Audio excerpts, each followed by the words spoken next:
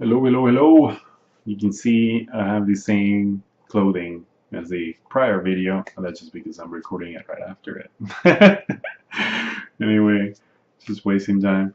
Um, this one, so yesterday I talked about strength. Today it's more about how do you add value. I get asked that question in many different forms, but here's the thing. This is why I actually got in trouble once with HR. Is because at some point I was saying that at the end of the day, I was telling a group of interns, at the end of the day, the world doesn't really care how good you are. It just cares whether you can actually produce results. And that's not to say that you should always focus on results. What I'm thinking about here is the market is going to let you know whether what you're doing is valuable to them or not. So when it comes to adding value, when staying in your strength zones, assuming you identify your strengths or you have an idea what they could be, then you need to purposely figure out how can you use that to solve the problems that your manager or your peers or your company has. It's not about producing stuff to just produce or just to think that you're busy or because somebody asked you to do it.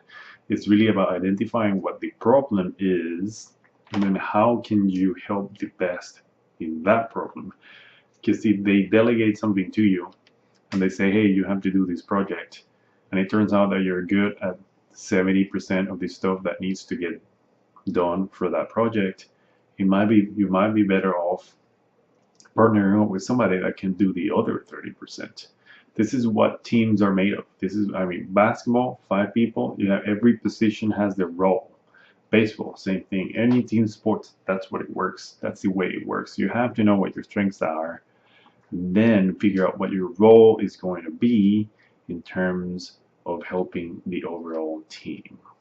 Um, I'm very good at connecting the dots. I'm very good at challenging the status quo. I'm very good at setting certain visions, better parameters, and things like that. I should have done more of that. I didn't do it as much as I wanted to. And then other people are better at coming up with more ideas or being strategic or being disciplined. I mean, like program managers, things like that.